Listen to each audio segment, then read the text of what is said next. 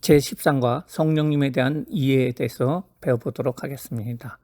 우리는 성령님과 교제를 위하여 성령님에 대하여 올바르게 알고 있어야 합니다. 일부 성도들이 성령님을 비인격적인 능력이나 영향력으로 생각해 왔기 때문에 성령님에 대한 신앙 태도에 중대한 잘못을 범해 왔습니다. 과연 성령님은 어떠한 분일까요? 첫째, 성령님은 누구일까요? 성령님은 하나님이십니다. 성령님은 성부, 성자, 하나님과 본질적으로 동일하신 분입니다. 이것에 대한 증거는 어디 있을까요? 성경은 성령님을 하나님으로 증거하고 있습니다. 또한 성령님은 삼위일체 하나님의 제3이라는 것이죠. 성령님은 성부, 성자, 하나님과 더불어 삼위일체 되시는 하나님이십니다. 성령님께서 삼위일체 가운데 한 분이심을 성경을 통해 알아보면요, 구약 성경에서는 삼위일체 하나님께서는 천지를 창조하셨다는 것입니다. 창세기 1장 1절에 보면 태초에 하나님이 천지를 창조하시니라. 이어서 땅이 혼돈하고 공허하여 흑암이 깊은 곳에 있고 하나님의 신은 수면에 운행하시니라. 삼일체 하나님은 그의 형상을 따라 인간을 만드셨습니다.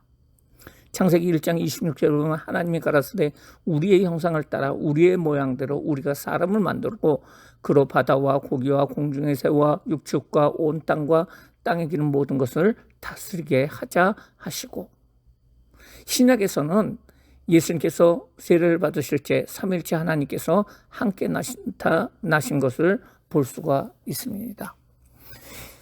마태복음 3장 16, 17절 말씀에 보면 예수께서 세례를 받으시고 물에 올라오실새 하늘이 열리고 하나님의 성령이 비둘기같이 내려 자기 위에 임하는 것을 보시니, 또한 예수님은 성삼위 하나님의 이름으로 세례를 베풀 것을 명령하십니다. 마태복음 28장 19절 말씀에 보면 그러므로 너희는 가서 모든 족속으로 제자를 삼아 아버지의 와 아들과 성령의 이름으로 세례를 주고, 또한 예수님께서는 친히 삼위일체 하나님을 소개하셨습니다. 요한복음 14장 16절 말씀에 보면 내가 아버지께 구하겠으니 그가 또 다른 보혜사를 너희에게 주사 영원토록 너희와 함께 있게 하리니, 또한 사도들은 삼일체 하나님의 이름으로 축도를 합니다. 고린도후서 13장 13절에 보면 주 예수 그리스도의 은혜와 하나님의 사랑과 성령의 교통하심이 너희 무리와 함께 있을지어다.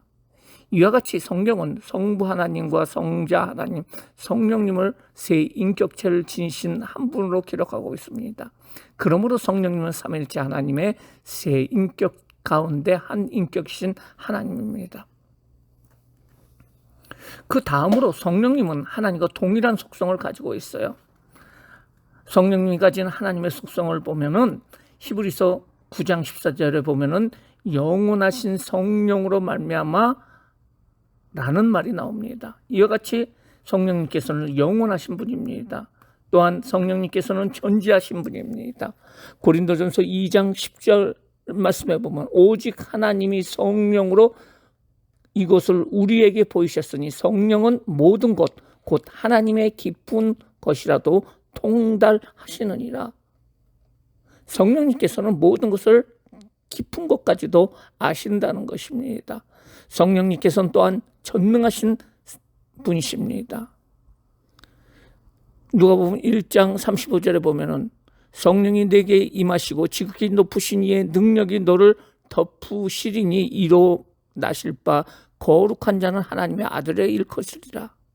성령께서는 예수 그리스도께서 동정녀의 몸에서 잉태하도록 초자연적인 능력을 행하신 전능하신 하나님이십니다. 뿐만 아니라 무소부재하신 하나님이라는 거죠. 시편 139편 7절부터 8절 말씀하면 내가 주의 신을 떠나 어디로 가며 주의 앞에서 어디로 피하리까? 내가 하늘에 올라갈지라도 거기 계시며 음부에 내 자리를 펼지라도 거기 계신나이다. 이처럼 성령님은 하나님과 동일한 속성을 가졌습니다. 두 번째로 성령님은 인격을 지니신 분입니다. 성령님께서 인격을 지니고 계시다는 사실을 깨달을 때 우리의 신앙생활에 큰 변화가 나타나게 됩니다. 성령님은 인격적으로 깊은 교제를 가짐으로 우리의 삶에 변화를 일으키시는 분이십니다. 성령님은 어떤 인격을 가지고 있을까요? 그것은 바로 지성이라고 할 수가 있습니다. 로마서 8장 27절에 보면 마음을 감찰하시는 이가 성령의 생각을 아시나니, 고린도전서 2장 10절에 보면 성령은 모든 것 곧 하나님의 깊은 것이라도 통달하시냐 아신다는 거예요. 또한 감정을 지니고 계십니다. 로마서 8장 26절에 성령이 말할 수 없는 탄식으로 우리를 위하여 간구하시느니라. 에베소서 4장 30절에 보면 하나님의 성령을 근심하게 하지 말라고 말하고 있습니다. 그리고 성령님께서는 의지를 가지고 있습니다. 이를 결정하고 행동하신다는 거예요. 고린도전서 12장 11절 말씀에 보면 이 모든 것은 한 성령이 행하사 그 뜻대로 각 사람에게 나눠 주시느니라. 이제 우리는 큰 두 번째로 성령님의 명칭에 대해서 알아보도록 하겠습니다. 성령님은 성경에서 다양한 명칭으로 불리우십니다. 이러한 명칭들은 성령님의 성품이나 사역과 관계가 있습니다.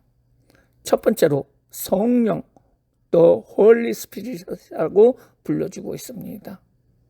성령님에 대한 가장 일반적인 명칭인 성령은 삼위일체 하나님의 제3위를 말하고 있습니다. 두 번째로 하나님의 성령이라고 불러지고 있습니다. Holy Spirit of God. 에베소 4장 30절 말씀에 하나님의 성령을 근심케 하지 말라고 나오고 있어요. 이 말씀은 성령님이 하나님께로부터 보내심을 받았다는 것을 말해주고 있습니다. 세 번째로 그리스도의 영이라고도 말해주고 있습니다. 로마서 8장 9절 말씀에 보면 누구든지 그리스도의 영이 없으면 그리스도의 사람이 아니라는 거죠. 그리스도의 영이라는 것은 성령님께서 그리스도의 일을 계속 하고 계시다는 것을 말해주고 있습니다. 네 번째로 보혜사입니다. 요한복음 14장 16절에 보면 내가 아버지께 구하겠으니 그가 또 다른 보혜사를 너에게 주사 영원토록 너희와 함께 있을지어다. 보혜사라는 말은 곁에서 같이 가는 사람을 얘기하고 있습니다. 즉 보혜사는 돕는 자이고요, 조사이고 위로자이고 대언자이고 상담자입니다. 다섯 번째로 성령님의 이름은 바로 진리의 영이라고 할 수가 있습니다. 요한복음 14장 17절에 보면 저는 진리의 영이라 세상은 능히 저를 받아들이지 못하나니 이는 저를 보지도 못하고 알지도 못함이라. 그러나 너희는 저를 아나니 저는 너희와 함께 거하실 것이고 또 너희 속에 계실 것이다. 성령님은 하나님께로부터 나오는 진리의 영이시라는 것입니다. 이제 큰 세 번째로 성령님의 상징에 대해서 알아보도록 하겠습니다. 하나님께서는 눈에 보이지 않는 성령님에 관한 진리를 여러 가지 상징을 통해서 우리에게 가르쳐 주십니다. 성령의 상징에 대해 살펴보면 다음과 같습니다. 첫 번째, 물입니다.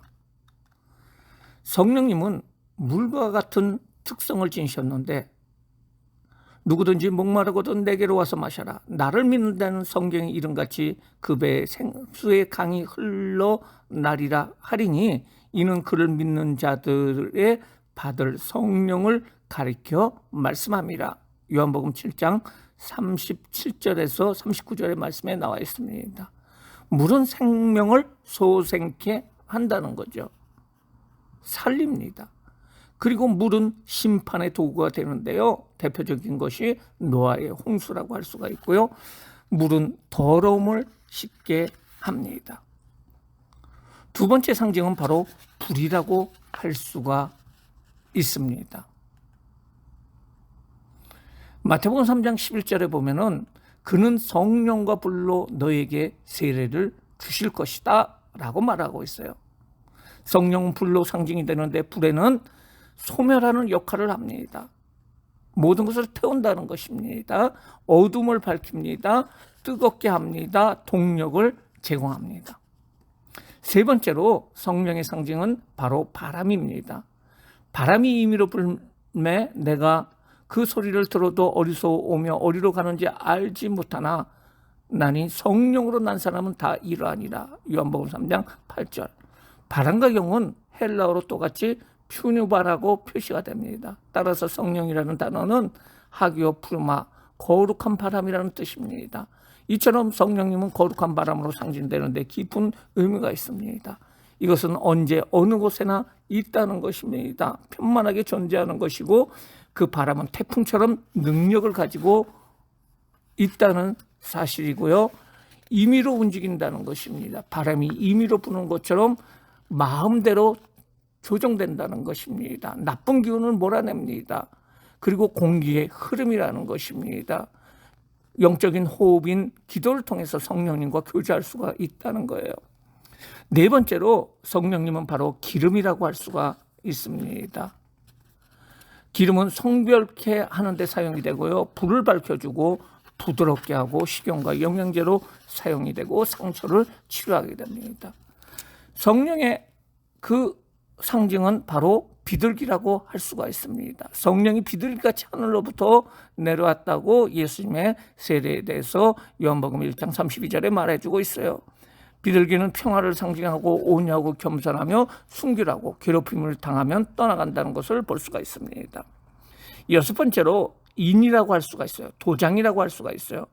그 안에서 너희도 진리의 말씀 곧 너희의 구원의 복음을 듣고 그 안에서 또한 믿어 약속의 성령으로 인치심을 받았느니라 라고 에베소서 1장 13절에 얘기하고 있어요.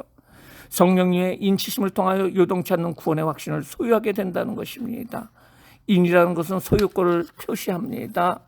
그리고 봉해졌다는 것을 말해주고요. 권위를 표시한다는 거예요. 어떤 중요한 서류라도 도장이 찍히면 거기에 권세가 나타난다는 거예요. 또한 보증이라고 할 수가 있습니다. 성령은 보증입니다. 고린도후서 1장 21절 22절에 보면은 우리에게 인치시고 보증으로 성령을 우리의 마음에 주셨다고 얘기하고 있어요. 보증이라는 끝까지 책임진다는 의미입니다. 그리고 소유에 대한 이야기라고 할 수가 있습니다. 지금까지 성령님은 누구시며 우리의 생활에서 어떤 일을 하시는가에 대해서 명칭과 상징을 통해서 살펴봤습니다. 우리가 성령님을 인격적으로 인식하고 그분과 깊은 교제를 누리기만 한다면 더욱 풍성한 하나님의 은혜를 체험하게 될 것이며 우리의 삶 가운데 다양한 성령의 역사가 나타나게 될 줄 믿습니다. 이상으로 제 13과 성령에 대해서 알아봤습니다. 감사합니다.